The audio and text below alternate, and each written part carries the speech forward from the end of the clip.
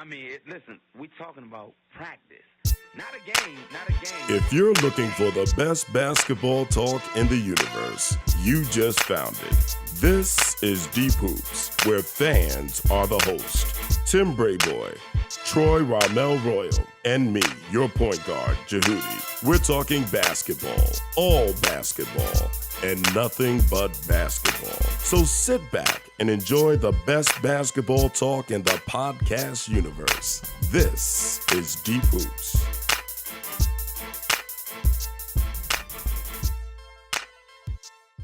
Well, we'd like to welcome you to Deep Hoops. I am the minister. And I'm Rob. And this is another episode of Deep Hoops. As we enter into week 4 of the NBA, I believe it's week 4 of the NBA, we're going to talk to you about things that are happening, things that we're thinking about, but it's from a fan perspective. Because remember, we're not experts, but we're passionate fans talking about the game we love. Rob, what's up, man? I'm good. How are you? I'm doing outstanding, man. I've been hearing you on NBA radio, man. Just trying to get out. Lighting it up over there, man. Hey, but you know what? You need to let them know about Deep Hoops. NBA radio is cool on Sirius XM. But you know what we're doing on New Flavor TV is even better than what's going on Sirius Radio. When I introduce myself, they say, "Where you from?" I say, "Rob from Deep Hoops," and they're like, "Huh? Yeah, Rob from Deep Hoops." And so well, just keep saying it, and they're going to get used to it. You know, there's a bunch of fans that have entered into liking us on Facebook, and we're going to run a scroll of the fans that we'd like to welcome to the Deep Hoops family. But there's some individuals that we know personally that I just want to do a shout out to. Alfred Hammonds is coming up with different things that we need to talk about. Alfred Hammonds was one of the cats in Ravenswood when we used to be playing in the circle or in the big park or whatever, and he was the point guard. He would be playing like he was calling a play. Yo, one! I'm like, yo, there is no one. We're not playing plays here. But we love you, Alfred. But he would pass the ball. Yeah, he would. And you know, all those cats that are out there loving us, Keith Winfield, John Bailey, James Miles, Misi, Brian Deep. We appreciate you tuning in. I may be missing a few people. We're missing a bunch of people, but bottom line is Ravenswood for life. We're both from Ravenswood Projects in Queens, New York. People talk about Queensbridge Projects, but we're from Ravenswood. We're like the redheaded stepchild of Long Island City to Queensbridge. But you know what? We represent Ravenswood. And you know what? I want to give a shout out. We have a Ravenswood person that just won an Emmy. Katrina Weber in San Antonio just won an Emmy for a news reporting in San Antonio television. So Katrina, shout out to you. We're proud of you. Ravenswood for life. You know what I'm saying? But let's get back to Deep Hoops and what we want to talk about. So we always on Deep Hoops recap the week previous in the NBA. What stood out to you this week in the NBA? And before you answer that question, we had a big trade. Yes. And Bledsoe went over to Milwaukee. Now, he was talking about he wanted out, and he was talking about from the beauty salon with his girlfriend. We knew that wasn't the case. We knew that he wanted out from Phoenix Suns, but he tried to put it off on his girlfriend at the beauty salon. Well, he got out of the salon and out of the Phoenix organization, and he went to Milwaukee. How do you think that's going to impact what Milwaukee's going to be able to do the rest of the season? Well, to me, it's a huge impact, first of all. I'm quite surprised that Milwaukee acquired him without giving up much. The fact that they gave up an expiring contract in Greg Monroe, who they didn't want. They've been shopping him since they acquired him. Right, and the Knicks wanted him. Phil Jackson really wanted him, another Phil Jackson, but anyway. So the fact that they gave up an expiring contract and a heavily protected first-round draft pick and a second-round pick, Kibbles and bits. To me, they actually stole him. Kibbles and bits. And I think that if Phoenix took their time, they could have gotten more for him. And you say, how does it impact? I think Milwaukee just got stronger. The fact that you bring him in, and to me, I wouldn't sit Malcolm Brogdon. I would play them together in the backcourt and move Chris Middleton over to the 3. But right now they have Brogdon coming off the bench, bench, which is still a huge asset to come off the bench because Monroe was actually their best productive player off the bench. So now you bring in Brogdon to take up some of that slack. But meanwhile, they look good. They're going to look very good. And of course, Jabari Parker is not back. And we don't know what condition. We were talking with some fellas before we started the show, and they were talking about, well, Jabari Parker with 2 knee injuries. They don't know how he's going to come back, how he's going to mentally come back. But I'll say this. Even if he comes back mentally weak, he's still going to be an asset. He's going to be someone that other teams are going to have to think about. Well, and so that's only going to strengthen the Greek Freak, and it's only going to strengthen Bledsoe, and it's only going to strengthen Brogdon and every other player on that team. Well, the beauty of it is that he's coming back to a team that's winning without him. Right. So what happens is that when he do come back, it's not like he's got to come back and instantly play on a high level. He can actually gradually come back and acclimate at a slower pace and maybe be more efficient in the long run. Right. Come playoff time, it depends on when he comes back. But whenever he comes back, they don't have to rush him in. They can allow him to naturally progress and really acclimate to the team and then become a productive player come down the end of the season in playoff time. So that's only going to strengthen what they're able to do in Milwaukee. And I agree with you on that because what happens is that right now the starting lineup for Milwaukee is you have Bledsoe, you have Middleton, you have Snell, you have Giannis, and you have Thon Maker. So now when he comes back into the flow, you're going to have him coming off the bench. And what does that do? Now it strengthens the bench. You have him, Brogdon, along with Dellavedova, who I think Cleveland missed. We can talk about that later. Cleveland misses a lot. And it really does. It strengthens the bench. You have John Henson that comes off that can give you a little bit of rim protection, rebound, and defense. So this Milwaukee team going down the stretch, when he comes back, they're going to be a force to be reckoned with in the East. No doubt. But now, that's what stood out to me, the trade. That was the big news this week in the NBA. Bledsoe going over to the Milwaukee Bucks. What else stood out to you this week? Was there any games that stood out? Was there any teams that are falling apart? And I have one, but I mean, what stood out to you, Rob? What stood out to me most is, all right, I'm going to sound like a broken record, and I apologize for this, but the play of the Boston Celtics, I mean, it continues to amaze me. I mean, the fact that these guys, it doesn't matter who's playing. Al Horford was out in concussion protocol. Morris was out. He's back in getting acclimated. These guys just continue to win.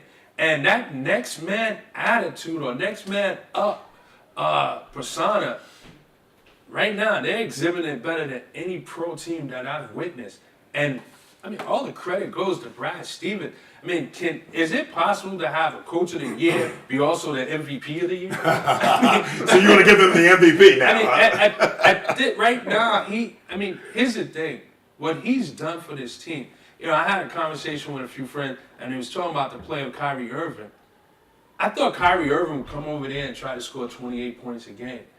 As we speak, Kyrie Irving is only averaging 20 points a game. But he's becoming more of a facilitator, more of a leader on the court. He's doing about 6 to 7 assists a game. He's getting everybody involved. He's not taking away from the growth or the maturation of the youngsters there.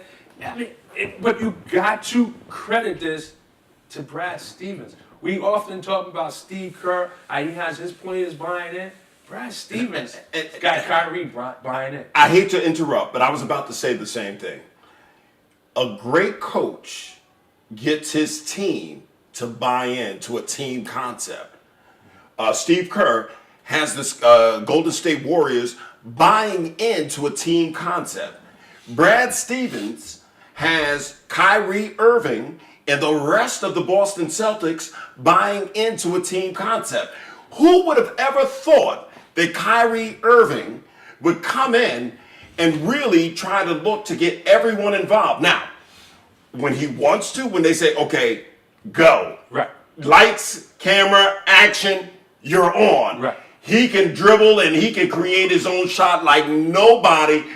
Possibly, you may say this is taboo, possibly ever in the NBA. I've not seen anyone better. There may have been people that were equal, but I've not seen anyone better at creating his own shot. He's a magician with the basketball, and his ability to maneuver the ball, dribble into a crowd, out of a crowd. And I'm gonna tell you another thing. I think one of the best finishers, and I'm not talking dunkers, was probably George Gervin around the basket. But Kyrie Irving's ability to use the backboard and display of English with the ball is bar none the best I've seen. You know, it is the best, and we talked about Brad Stevens, but let's move on. One of the things that stood out to me this week and since the beginning of the NBA season is the play of the Oklahoma City Thunder. And I have to apologize to everyone out there and apologize to you. I am a big Billy Donovan fan, okay? I love what he did at University of Florida. But right now, if I had to give him a grade, he's failing. And I'm not going to say that Carmelo, Paul George, and Russell Westbrook are failing.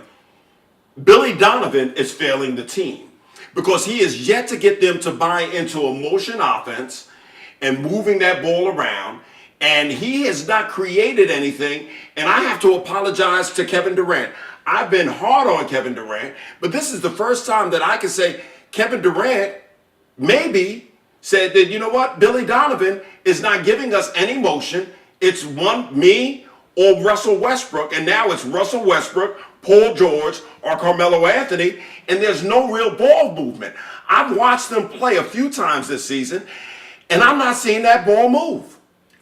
I think the problem in OKC goes deeper than what you're saying. I don't put this on Billy Donovan, nor do I put it on the OK3 that's there. OK3, I like that. I think it's personnel. And I really think so. I think that their bench is a lot weaker than last season. They don't have a bench.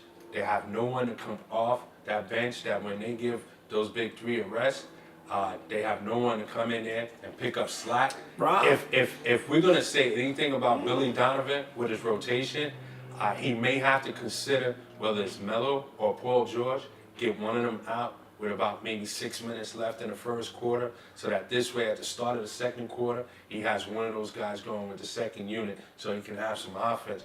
And I was gonna save this for the next segment, and it might be a good way to segue into it, but in that trade for Melo, they sent McDermott and Enes Kanter over to the Knicks. Enes Kanter has been wonderful for them. For the Knicks. He's averaging a double-double, but here's something that you don't know. In 2.5 seasons, and coming off the bench for OKC, and also being a candidate for Sixth Man of the Year, in those 2.5 seasons, he's averaged 15.6 points a game. In double digits and rebounds. And over 8 rebounds a game. Right now, the two leading scorers off the bench for OKC is Jeremy Grant and Raymond Felton.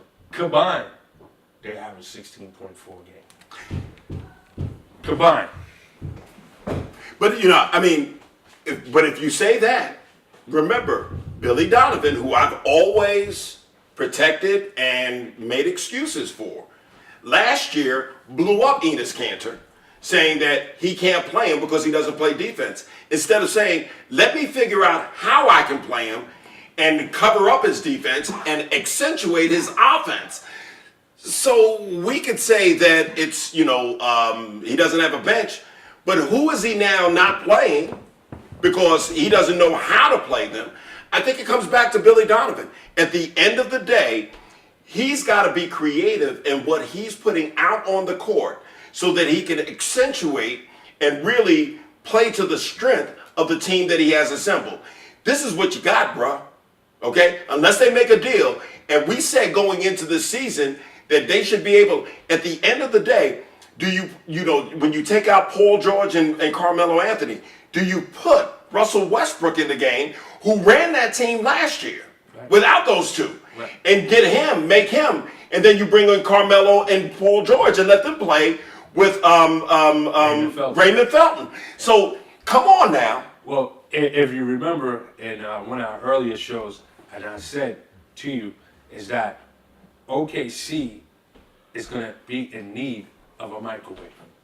Right. Somebody off the bench to pick up some scoring. They don't have that. I have the perfect person for him. I think it'd be difficult to get that person, but imagine OKC with Jordan Clarkson coming off the bench. Now, whether it would take a first-round pick, because he's playing like a first-round pick. Right.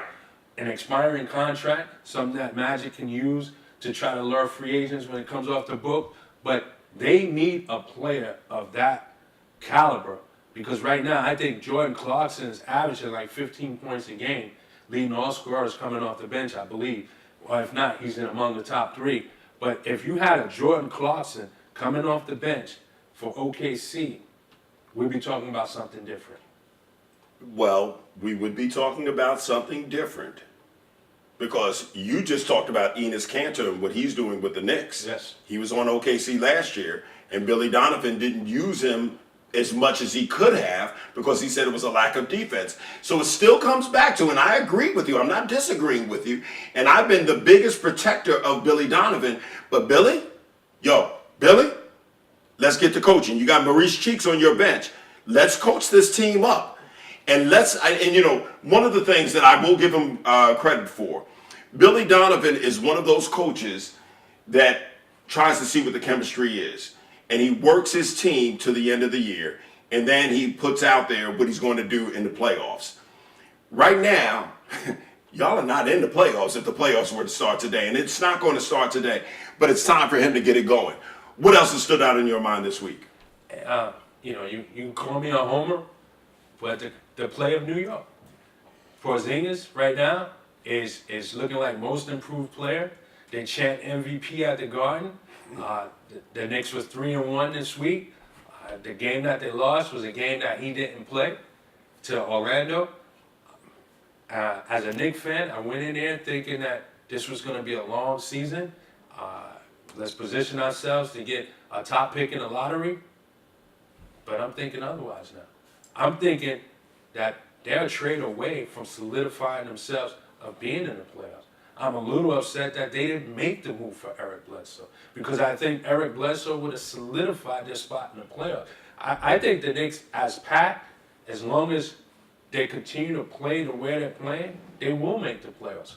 But I do think that they'll move away from making noise. And I'm actually surprised by their play. And I'm one of those guys that think that the Knicks is going to make the playoffs every year. Because I'm just a fan. And keep in mind, fan is short for fanatic. Fanatic, right. But they're playing some outstanding basketball, and they're not to be overlooked. So, Rodder GM, this is not that segment, but let me ask you a question. If the Knicks were to somehow, let me rephrase it. If Milwaukee were somehow convinced, since they're starting Eric Bledsoe, to give up Brogdon, and the Knicks had a chance to get Brogdon, would you take him? Yes. In a minute. No doubt about it. Who would you give up to get him? I would give up the rookie. I would give up Hernan Gomez. And that's that would be a nice one, because you already have Bledsoe. Right. So that rookie from France could, be mentored under Bledsoe. Go ahead. And that the salaries right there works. So that would be what I give up, really. I wouldn't give up no draft picks or anything like that. I know he was rookie of the year, but I think a lot of Brogdon. I didn't think that they needed Eric Bledsoe. But the fact that they got Eric Bledsoe and didn't have to give up Brogdon, that's a win. Any teams, Cleveland, their disappointing start to the season, their disappointing week. They win against the top competition in the East. They've beaten Washington. They've beaten Milwaukee twice, I believe. They've beaten Boston, but then they lose games to Atlanta. It seems like they think that they can turn it off and on when they want to against the East. That's not going to, it can work maybe against the East. It's definitely not going to work against the West. Is it too quick to push the panic button? I think we talked about that last week. Well, but should we push the panic button on that? On I believe it was previous shows, I did push the panic button on Cleveland. Okay, And right. I stand by that. What I don't like in Cleveland is their posture, their chemistry. They lack it. They lack cohesiveness. And I said it early on. I don't think Tyronn Lue is the guy for the job. And here's the key. They got too many players that in order to get the best of those players, they need 30 minutes a game. Unlike the Golden State Warriors, where you have starters and you have reserves. But here's the thing. Kyle Korver is not a guy that can just come off the bench and shoot it. He needs sweat on his back. He needs 30 minutes a game in order to get the best. And he's not going to get it because of what they have on their roster. D Wade mentally thinks that he's still that guy. And I still think he should be starting, and what's his name should be coming off the bench. What? In order to get D Wade, he needs to start because he needs 30 minutes a game. Jay Crowder, your best perimeter defender, or maybe your best defender, period. In order to get the best of him, you need 30 minutes of him. There's only maybe one or two players on the team that can come off the bench and make it work. J.R. Smith is that guy because he's been a six-man. He's been in the six-man conversation throughout his career early on, but because he had an opportunity to start for 3 years in a row, now he feels that I'm a starter. So what's happening is that you have no willing players on that team that's willing to take a reserve role, and not so much from a physical standpoint, but just from a mental standpoint. Yeah, and I mean, I always reference Andre Iguodala. Of the 30 teams in the league, he probably can start on 80% of them, if not more. But here's a guy that thrives coming off the bench, accepting his role, being a facilitator, being a leader off the bench, and it shows because he also won a Finals MVP. Well, and talking about the week in review, this is not an NBA story, but little middle ball in China stealing sunglasses. Any thoughts on middle ball? That's an unfortunate situation. I just wish them the best. That's one of those things where, I wish it didn't happen. What's his name, middle ball? What's middle ball's name? LiAngelo. LiAngelo, okay. Little middle ball. I just wish it didn't happen, and I wish them all the best. I wouldn't want that to happen in a local mall, let alone a mall in China. A mall in China or any other country. So I just wish you guys the best on that. Well, that's, like I said, it's not an NBA story, but it is a basketball story. And some way it segues into an NBA story because of LeVar Ball, Alonzo Ball. I call him little middle ball, and then there's baby ball that's still in high school. So, I mean, the Ball family is an NBA family, and so it's an NBA story by default. Yeah. So, Rob, everybody's giving their top teams of the week. So why don't we give them, the fans, and represent the fans, our top 10, the Deep Hoops top 10 teams of the week. You ready for that? Yes, I am. Let's do it. All right, so normally I let you go first. Let me go first. Sure. Do you mind? Go right ahead. All right, I'm going to go first. My top 10 teams. Number 1, Boston Celtics. Number 2, the Golden State Warriors. Number 3, the Houston Rockets. Number 4, the Detroit Pistons. Number 5, guess what? The New York Knicks. Number 6, the Denver Nuggets. Number 7, the Minnesota Timberwolves. I can't even talk. The Minnesota Timberwolves. Number 8, the New Orleans, what are their names? Pelicans? Pelicans, I almost said the Hornets. The New Orleans Pelicans. Number 9, the Philadelphia 76ers. And number 10, the San Antonio Spurs. Now, I probably surprised you with number 5 being the New York Knicks. But you go ahead and give me your top 10. Well, I'm going to go from 10 to 1. Oh, so why didn't you tell me we was doing 10 to 1? It's okay. All right, It's go okay. ahead. Go ahead. Number 10 for me is Washington. Number 9 is New York. Number 8 is Orlando. Number 7 is Toronto. Number 6 is San Antonio. Number 5 is Denver. Number 4 is Detroit. Number 3 is Houston. Number 2 is Golden State. And, of course, number 1 is Boston. Okay. I'm just curious. I'm not the Knick fanatic. I'm a Knick fan, but you're a Knick fanatic. Right. I have them at number 5. You have them at number 9. The Knicks have, in their last 10 games, gone 7-3. Why do you have them so low? Well, they went 3-1 this week.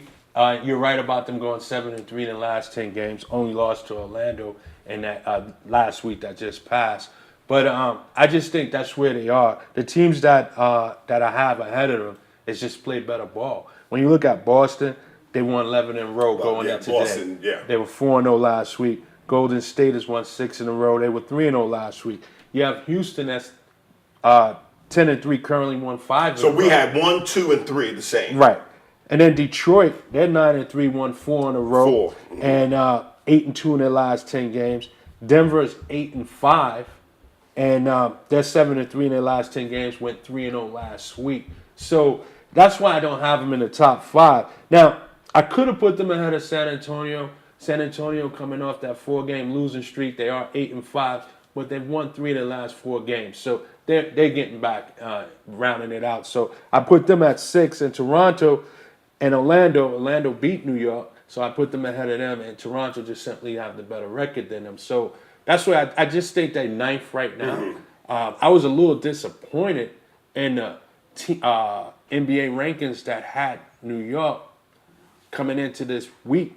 Last week, I should say, at number 18, had the Lakers at 15. I think we're going to see some changes this week, but New York at 9, I thought it was appropriate. But I appreciate the love that you showed. And maybe I was the fanatic this week. But, I'm just impressed with what Porzingis is doing and what the Knicks are doing. And to be honest with you, I'm surprised. And so they've taken me by surprise, and maybe I've elevated them in the week, this past week, higher than they should have been. But no way are they 18. I mean, they're in the top 10 this week. And you had them at number 9. What did you have, San Antonio? I had San Antonio at number 6. At number 6, okay. Well, and we're going to post that on the website. Let's move on. If you have any conversations, we want to hear from you. This is our top 10. And you see, we're not even on one accord with the top 10 teams. So Greg Berry and all of you out there, John Black, everyone out there, all of the new people that are liking us on Facebook, post and let us know what your top 10 teams were for this past week and what you think is, the best team right now. So as we move on, this segment, as we dealt with all of the movement in the NBA last year, in the offseason, I should say, and there was a lot of movement in the offseason, I was just sitting around thinking the other day, and I called you and I said, yo, Rob, let's do who's missing who. You remember who's zooming who? Who's missing who? Is the Knicks missing Carmelo? Is Carmelo missing the Knicks? Is the Cleveland missing Kyrie Irving? Or is Kyrie Irving missing Cleveland? I think we all can answer that one. Kyrie is not missing Cleveland. But who's missing who as far as you're concerned, Rob? I think the two teams that missed their player that they traded in the offseason the most are the Clippers. I clearly believe they're missing Chris Paul. You think? Oh, yeah. They started out, and I know they had a couple of injuries with the European guy, Tedesco, I believe his name is, and then Patrick Beverly is out. But this is a team that started out on fire, and now have lost 5 in a row. I really think that they're missing Chris Paul. But he would be hurt right now as well. Well, who's to say he would be hurt? I mean, he may not have gotten hurt if he was still with the Clippers. But, right, we could go with that. Right. But the fact is, he is hurt. But he is So hurt. he would not be contributing to the if Clippers he was right hurt. now. Right. But still, they don't have a leader. Right. And Chris Paul is a leader. As I watch these Houston games, and you can make the case that Harden is the leader on that team, but when I watch the Houston games, even though he's not playing, he's on the bench, he's leading from the bench, he's cheering on, he's like the biggest cheerleader. So I believe the Clippers are truly missing Chris Paul. And I vehemently disagree with that. But go ahead. And then there's Cleveland. they're missing Kyrie Irving.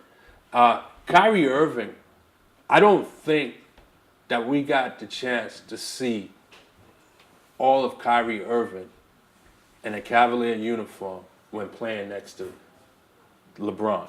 I think that he's shown more of Kyrie, the player, in Boston in a short time than he's ever shown in Cleveland. I believe in Cleveland we seen his skill sets at its best.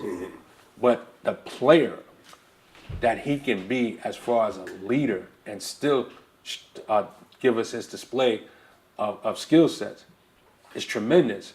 And right now, Cleveland is missing that. And I'm going to tell you something. We can have the argument that, well, they're missing him because Isaiah is not playing. But when Isaiah do play, I don't think Isaiah will bring the same intangibles that Kyrie Irving is capable of doing. Not at all. And, I think they're missing Kyrie on another front. I think, and I hope this is not the hater in me coming out. I got to be honest with you. But I think LeBron is really trying to go for an MVP. And I think he's trying to prove something to what he's labeled him, the kid. Well, the kid is just playing team ball, and LeBron is not playing that team ball. And I think that's what not only are they missing what he brings to the court, they're missing him because LeBron is trying to prove something, because he said that he left him alone. And so I think all the way around, it's not good for Cleveland that Kyrie Irving is not there. Well, if LeBron is going for MVP, then I'm missing something, because I don't have him in the MVP conversation at all. But and nor do I. At all. But look at what he's doing. I've never seen him seem to go out and just try as hard as he's known for a dimer, passer, and it looks like he's going out trying to prove something that he doesn't need Kyrie, instead of saying, you know what? Let me show what I can do to make these guys better. He's not doing anything to make anyone better. And I always said he makes the game easier for people, but he doesn't make anyone better. Everyone has had to suppress their game to play with LeBron. If LeBron is doing that and giving that extra effort, then he's jeopardizing the playoffs for the Cleveland Cavaliers. And I say that to say this. At his age, there's no one that played as many games as he has at his age in the NBA. He came in the league probably at 19 years old, 18 years old, whatever it might be, 19 years old.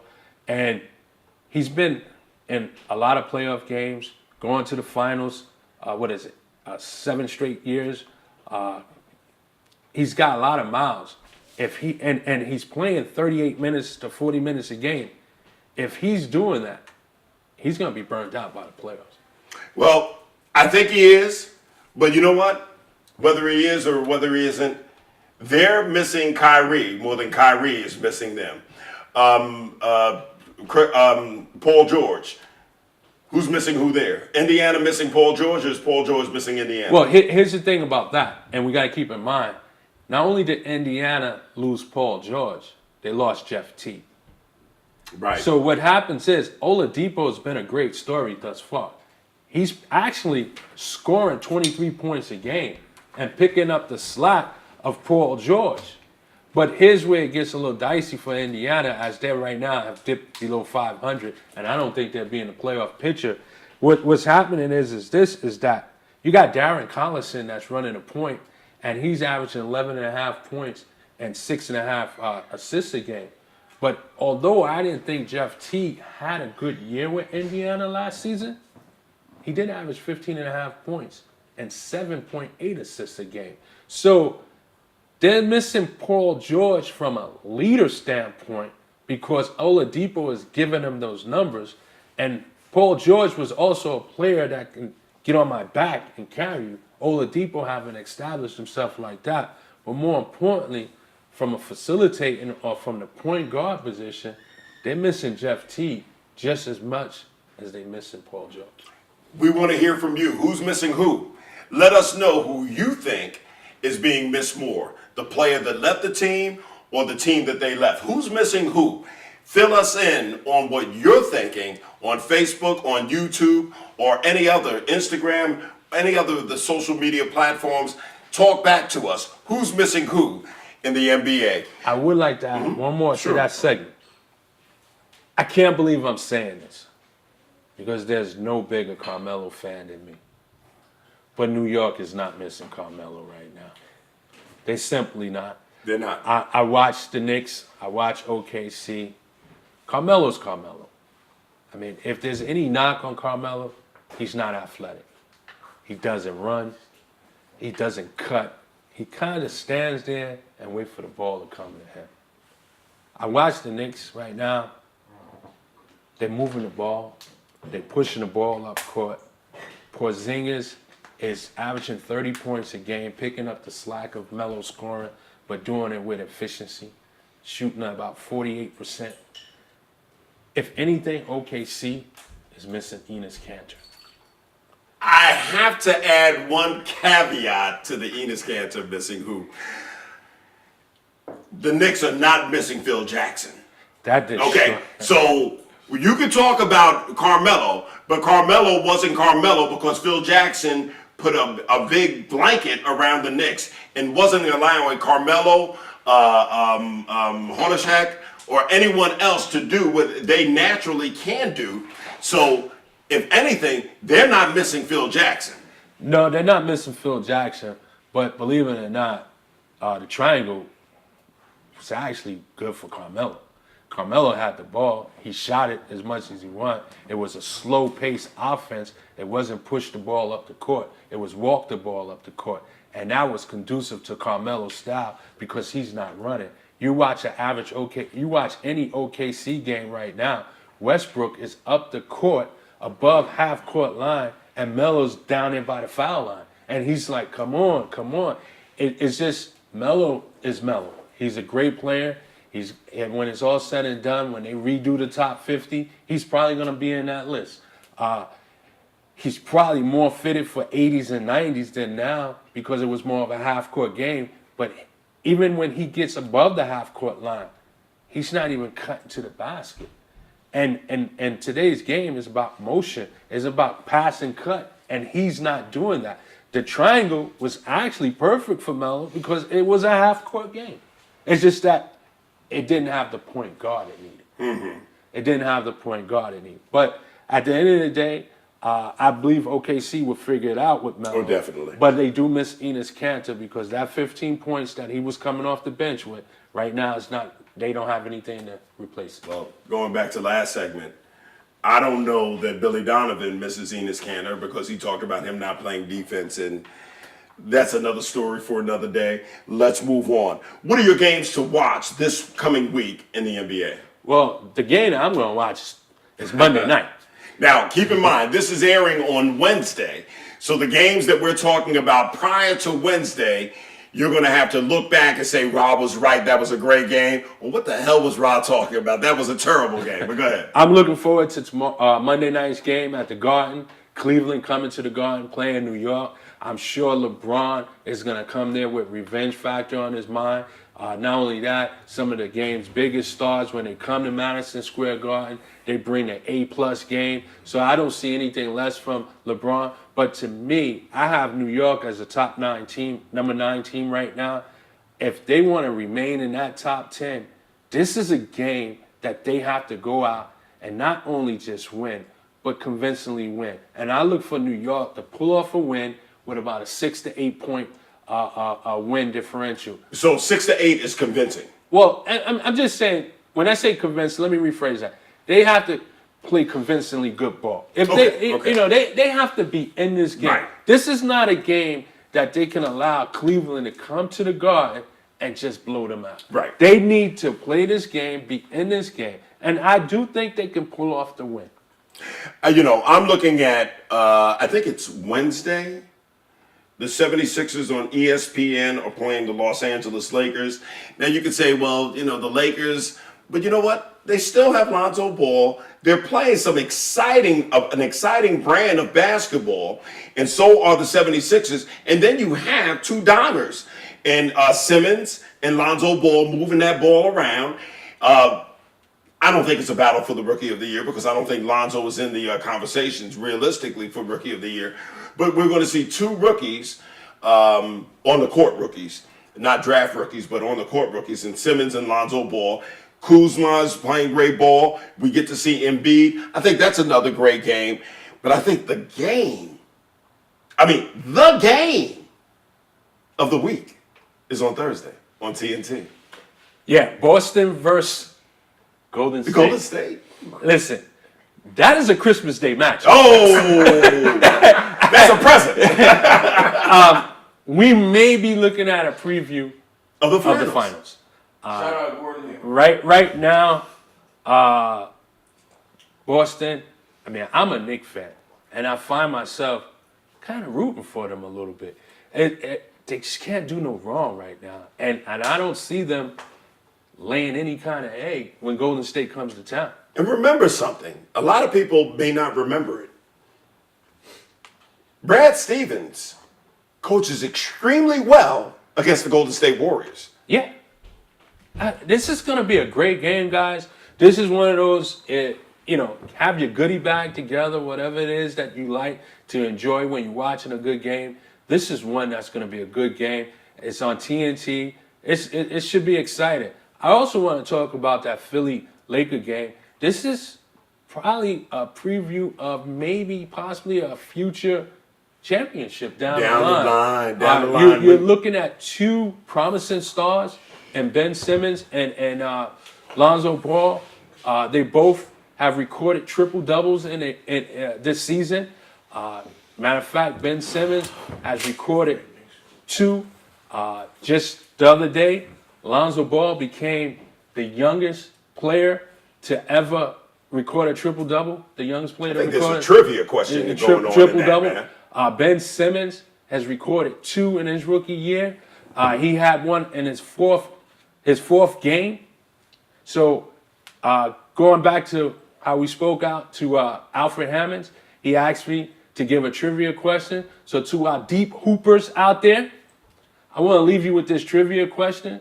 We witnessed Lonzo Ball at the age of 20 and 15 days old record his first triple-double to become the youngest player to record a triple-double.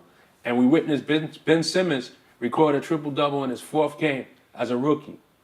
Which player recorded a triple-double faster than Ben Simmons? In the history of the NBA? In the history of the NBA. In the history of the NBA. Yes. Post your comments on Deep Hoops Facebook. Post it on YouTube. Post it on newflavor.tv. We want to hear from you. You want to give them a clue? No clues. No clues? The question is Tom and right Jerry. here. The question is right here. What player in NBA history recorded the quickest triple-double in history? I'm going to give them a clue. It's no clue. Tom and Jerry. No clue. No clue. Okay. So, Alfred, thank you for the idea about the trivia question. And, speaking of that, Alfred Hammonds, we talked about him at the beginning of the show. We want to thank you for giving a comment and helping to produce this show. So if there's any ideas that you have out there, new people that are just liking us or people that have been a part of this show from the beginning, we want to hear from you. Give us some ideas. Give us something that we can add to this show to make the show better. Thank you once again, Alfred, for the trivia question. I don't think unless somebody Googles it, and you know what? Don't Google it. Get back to us on Facebook, and we're going to give the answer next week. But get back to us without Googling it, and let us see if you can compete with Ramel. All right, so Rob, it's time for us to do our closing comments. You go first, and then I'll come at the tail end. Sure. All right, my closing comments is going to center around a player that at once upon a time during his career was the darling of the league. He could not do no wrong. He had everybody on his back. I mean, he carried a team to a championship. He's an 8-time All-Star. He's He made the all-rookie team, eight all-NBA teams, 5 all-defensive team, 3-time defensive player, and as I mentioned, he was a finals appearance. And for his career, he's averaging 17.4 and 12.7 rebounds per game and at 2 blocks a game. Once upon a time, he was a lock for the Hall of Fame. But if I had a vote in it, I'm not so sure if he's a lock for a Hall of Fame. And I'm talking about the one and only who's just become a disappointment. I've never seen a superstar fall so flat. And this is Dwight Howard. Dwight Howard is a shell of himself. He's no longer the player that was once upon a time we saw in Orlando. You know, he used to carry Orlando on his back without any signature move other than just being an athletic big man that's in shape. He wooed us at the slam dunk contest with the Superman cape and so forth. And now, he's a nobody. He's bouncing around the league. He comes home to Atlanta. They get rid of him after 1 season. I watch him in Charlotte. All he wants to do is try to bully people. His scoring numbers has been declining. His scoring's been declining. His minutes have been declining since 2011-12 season. He's gone from 38 minutes a game to barely 30 minutes a game. That tells me he's not playing in crunch time. It's not foul trouble, guy. He only averages 3.2 fouls for his career. So he's staying out of foul trouble, and he's active on the boards. He still averages 12 rebounds a game. But this guy has fallen up. He can't win a game for you no longer. You know, I hear people talk about Melo this, Melo that. Melo is still capable of winning a game for you. Dwight Howard can't. Those are my closing comments. Yeah, you know, Dwight Howard, I remember when he was coming out of high school. And we had a charity game here in Atlanta. And we called it the Prentice Rogers Classic. And he didn't play in the game, but he came out. And I was a fan of Dwight Howard just because he came out to our charity event. But boy, has he fallen. I mean, he has really fallen, and it's sad to see an Atlanta product that has fallen by the wayside. Thank you, Ra.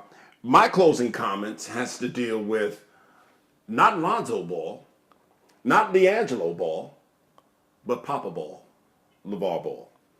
And, you know, I have been critical of LeVar Ball.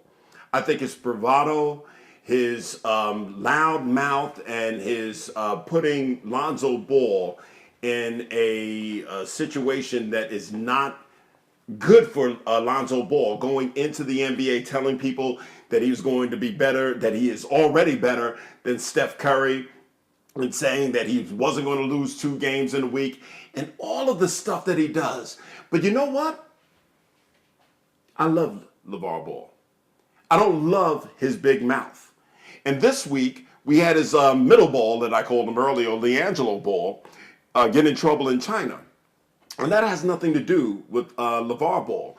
But with LiAngelo Ball getting in trouble in China, I wanted to bring out LeVar Ball, the community man, the man that has raised his boys, never getting in any trouble up until now in China. And we don't know the full story that's going on in China, and we're going to let that story unfold. But LeVar Ball raised 3 young men, all going into college, going to play basketball, probably all at least entering into the NBA at different various levels of the NBA. But not only did he do it with his boys, but he was a community man. He looked after all of the kids in the community, not just the Ball kids, but all of the kids in the community. And on top of that, he said, you know what? Nike, Adidas, and all of the other brands out there, we're not going to worry about that. We're going to be an entrepreneur. We're going to have our own brand, Big Baller Brand. And for a black man that's doing something like that, I have to applaud you, LeVar Ball. So with all the bravado, with all of the stuff that you do that gets bad press, I want to give you some good press. Thank you for being a community man. Thank you for not only thinking about your young black men, but thinking about the young black men in your community. Thank you for putting together a business that is going to hopefully transform what blacks can do as entrepreneurs. We need a black brand We need a black brand that sponsors this show, but we need a black brand that's out there that is going to be something that other people will be able to follow and model. So LeVar Ball, with all of your loud talk, with all of your bravado, I want to say thank you for not only what you do in the community, but what you're doing as an entrepreneur. LeVar Ball, you are my person of the week. That's my closing comments. Ron, do you have anything that you want to say? You know, I don't know how I left this out with Jason Kidd talking about Lonzo Ball not being like him and it's too early. How fitting was it that he got a triple-double against Milwaukee? And you know what? And really, they remember what Gary Payton used to say. We used to call him the glove. No. Asin Kid, because he didn't have a J. Okay? And so right now, LeVar Ball doesn't have a J. Right. But you know what? He's a court leader. He knows how to move the team around. And you know what? He needs to stop thinking about shooting and just play basketball. Just play basketball. Just play aggressive basketball. And I think if Big Mouth LeVar had anything to say, he's probably telling him that. But I think he's turned a deaf ear on his dad right now. You know, listen to your daddy, boy. Listen to your daddy. Get out there and play some basketball. But you know what? We like to thank you for being a part of Deep Hoops. You know, we were overwhelmed by all of the individuals. We knew the people that love us would like our show. But now we're seeing people on Facebook liking our page. We're seeing people on YouTube making comments. That means that we're resonating with you. And we're not experts, but we're passionate fans talking about the game that we love. So keep those comments coming. Keep liking the page. Visit us on Instagram. Talk back to us on Twitter. Shout out to us on Facebook, on YouTube. Where else are we at? We haven't gone on Snapchat yet. I don't know how to use Snapchat. I don't have I'm 54 years old. I don't know Snapchat Snapchat yet. Said whatever he just said. All right, that production guy. We need to, dock him his pay for about that talking. But anyway, join us. Continue to like us. We're doing what we love. We love this, and we want to continue to do this for a living if we can make it. So, hey, LeVar, you can sponsor us now. I just said something nice about you. For Ramel, I'm Minister Jehudi. I go by the Minister. We'd like to thank you for being a part of this Deep Hoop podcast, and we'll see you next time right here on Deep Hoops. Peace. Peace and blessings.